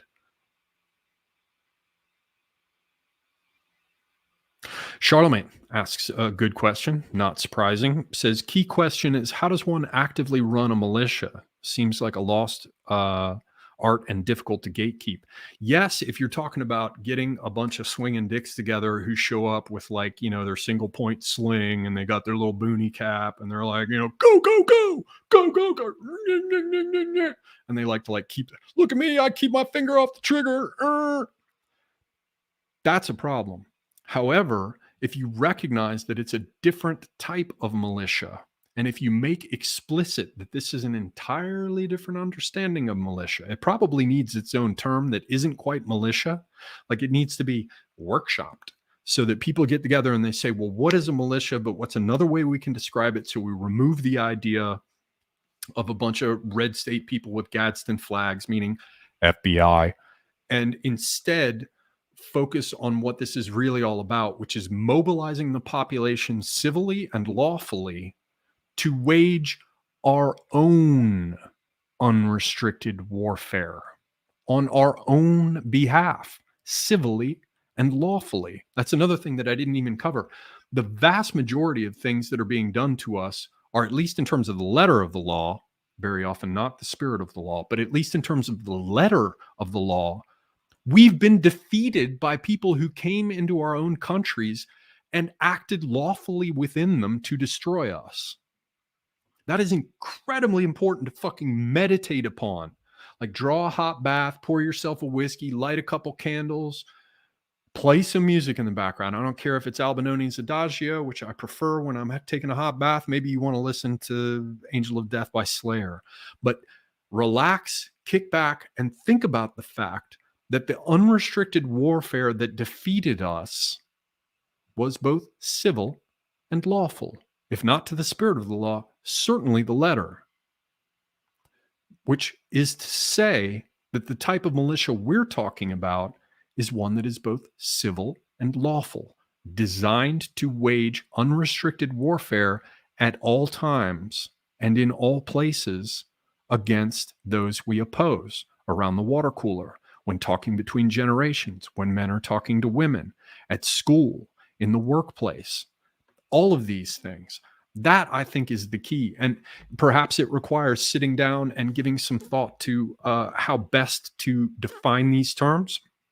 Jason Kona with No White Guilt has done a great job working on his stuff with meme pathogens and the idea of anti-white, and just never going down the road of all the traps they've laid for you, where you're supposed to fall into this stereotype. Instead, step around it. Like, don't talk about someone not being white. Don't talk about them being a fill in the blank. Talk about them being anti-white. Shuts it all down. In the same way, I think what probably needs to happen is thought needs to be given to the idea of the militia in this context, which is, again, civil and lawful, and how it can be described and mobilized using an entirely different lexicon. Und what do we have next here?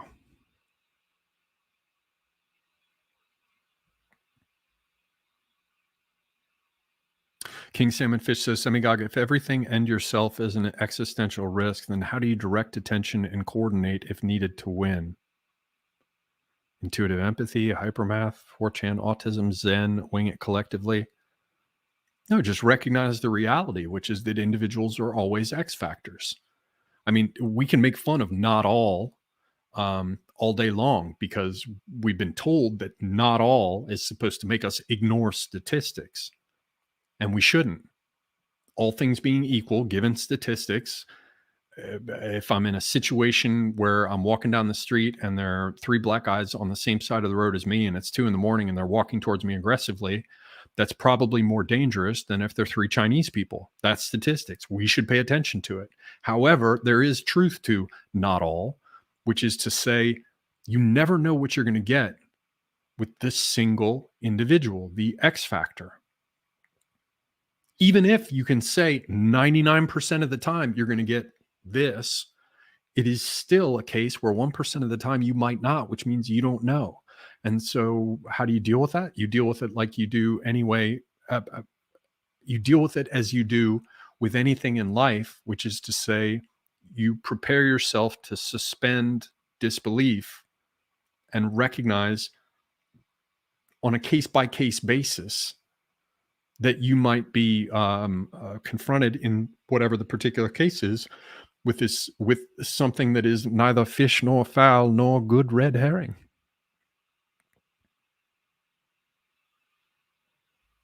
All right. Sorry, folks, I'm skipping over things that did not. 99 Iron Duke says, Semigog, they did not lock people in their homes, close schools, make them wear masks, and limit how much time you could spend outside in World War II. That is true.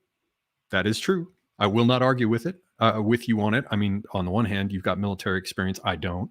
On the other hand, you're a Brit. I'm not. But still, I would have to say that we should probably carefully consider the various things that come together there. And maybe it's not as simple as you might think.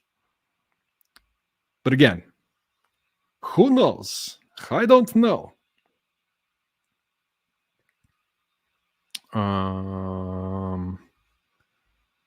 What do we have left here? Oh, hell, we're almost at the end. Okay, well, yeah, I'm going to keep this under 2 hours. So sorry if I did not get to you at the end. I was trying to answer the questions as best I could. You can go back and check out The Last Message to the West if you ever want to watch that again. It's in the back catalog. You can find Tim's stuff over on Odyssey and BitChute. I hope you'll follow me there. I have a clip coming up next Wednesday with John D. in Panama Hat on the British public school system and how it was used to create an elite class. I'll have a future Anteos clip coming up soon. So I hope you'll be back for all of those. I appreciate you sticking with me tonight. And until next time, well, thank you. And until next time, I'm Semigog, and I am out.